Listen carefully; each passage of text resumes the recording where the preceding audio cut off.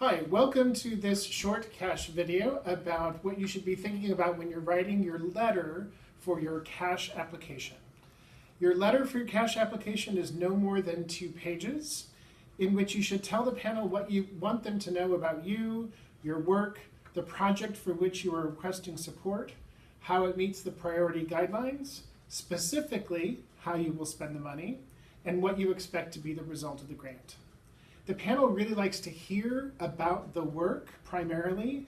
They want to know why this piece, how will you execute it, what's it going to look like, what's it going to feel like, what is the audience experience going to be. It is suggested you submit this letter as a PDF. So the letter is the heart of your application. As an artist, there is a reason that you are enthusiastic about this work, so we want you to share that excitement with the panelists. Understand that the panel is made up of potential applicants, individual artists, representatives from potential applicant organizations.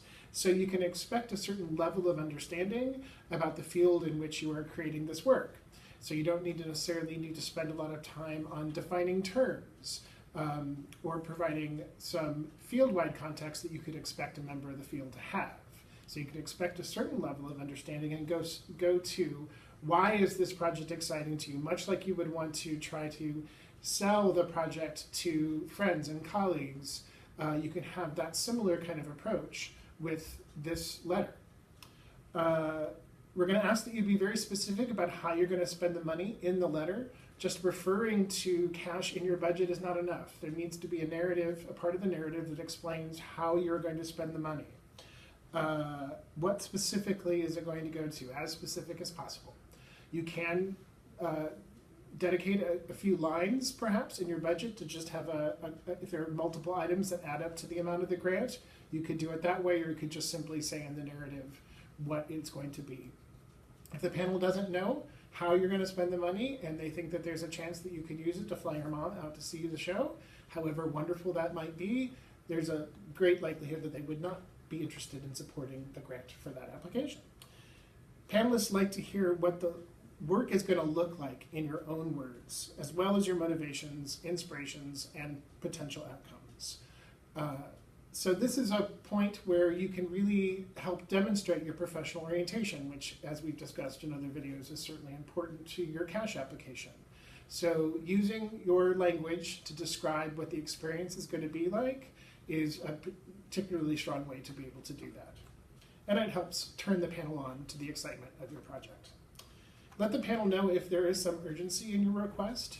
Don't cry wolf, but if there's something the panel should know as to why funding is more important in this round than, say, another round, certainly let them know. Panels are faced with a lot of applications every round, so sometimes the time frame of the projects may come into play in their decision-making process. So it's important you make the case why now and why reduce the chances that the panel may want to encourage you to apply again in another round. Be clear, direct, and concise. 2 pages go pretty fast, actually. And if the letter is significantly less than 2 pages, the panel probably doesn't have enough information about the project. Don't be long-winded, but use the space that's provided. Applications that are only 1 page are generally not very successful.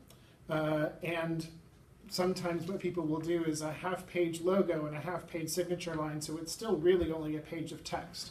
I would encourage you to use the full 2 pages that you have. And you don't have to waste space in your letter by reconstructing information that's elsewhere. Keep in mind that this is a piece in your entire application, so you have your resume, you have your work samples, your other support pieces that you can refer to in the letter, but won't necessarily be something you might have to go into great detail in the letter.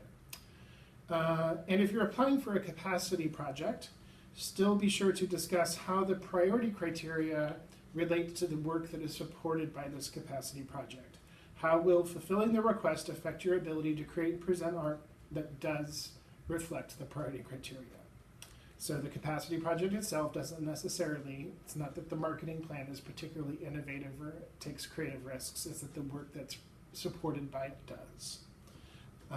That's the information I have for you on the letter. Feel free to contact us if you have any other questions.